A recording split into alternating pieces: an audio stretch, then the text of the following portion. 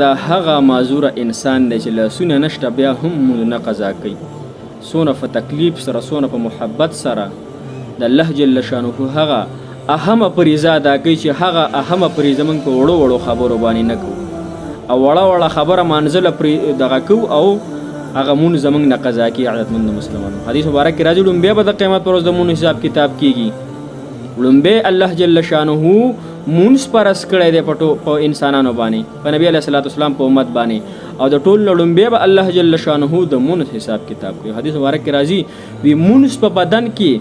مونږ په اسلام کې داسې حیثیت لري لکه څنګه چې انسان په بدن کې سر حیثیت لري چې کله د انسان په بدن کې سر نه کنه د انسان نه دی او کله چې انسان په زندګۍ کې مونږ نه کنه نو دا زندګی نه ده دا زما د زندګۍ مقصد نه دی چې زه په وړه وړه خبره باندې هغه مونځ قضا کوم یو مثال تاسو له درکوم کله چې استاد خپل شاګرد له یو موضوع ورکړي یو کتاب ول ورکړي چې بچی دا کتاب مطالعه کړه دا یاد کړه ګوره دې کې وستا امتحاني کله چې هغه بچی اسی وخت ضایع کی کله کله نه کله چې پارچې ته کینی غنا نو هغه پارچه دی په له لعب کې تیر کې سوچونه کوي دا پلان کې وډنګره اسی خو دې خو کی لیکن هغه ته د هغه سزا میلاویږي یای نمبر کمی یې استاد ته سزا ورکړي یې پارچه پیل شي دغه رنګ الله جل شانه موږ ته عط عبادت را کړی دا هوس ما مثال درکو یو عظیم شان عبادت الله جل شانه را کړی دی چې بنده ګوره مونږ کو 15 وخته قیامت کې بګنه ور دړم به د مونږ حساب کتاب کوم دا سره او زه په وړه وړه خبره هغه مونږ پر एकदम ای زما خوګو مسلمانان رونو وی موږ زمونږ مشران څه فرمایي یو بلا نه چې نه خلاصېږي غاړه غټه یې ورشي که نه مرګ نه خو خلاصیاسې هم نشته مرګ خواسې هم راځي چې راځي بیا ولې مونځ نه کوو بیا ولې زه د کاروبار په وجه د اهل و عیال د بچو د په وجه باندې زه یو مونځ قضا کوم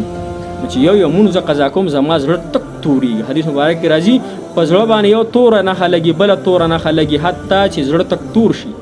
د انسان ته بیا مونځ نه ښکاري د انسان ته جومات د بړبېرې تاڼه ښکاري د انسان باندې د نیکۍ کار دخل نه کوي د انسان دپاره دعاګانې نه قبلیږي د انسان دپاره چې څونه ته ختمونه کې هغه په حق کې نه قبلیږي د انسان په عمر کې برکت پاتې نشي د دې انسان د مخ نه نورانیت لرې شي د انسان په ژوند کې برکت پاتې نشي دا انسان به همیشه هلته الله جل شانه ته په ښکته سترګو ولاړي او قبر کې به هم د سره معامله خراب وي دته به منکر نکیر چې راځي نو دی به څه جواب سوال جواب ورکړي نو دغه کامیابۍ دپاره دغه ځان کې وځان کې هغه څیز پیدا کړو کوم چې د مونځ دپاره د عزتمند مسلمان هغه صلاحیت ځان کې پیدا کړو هسې نه چې بیا لاسونه مروړو او وخت به رانه تېري الله جل شانه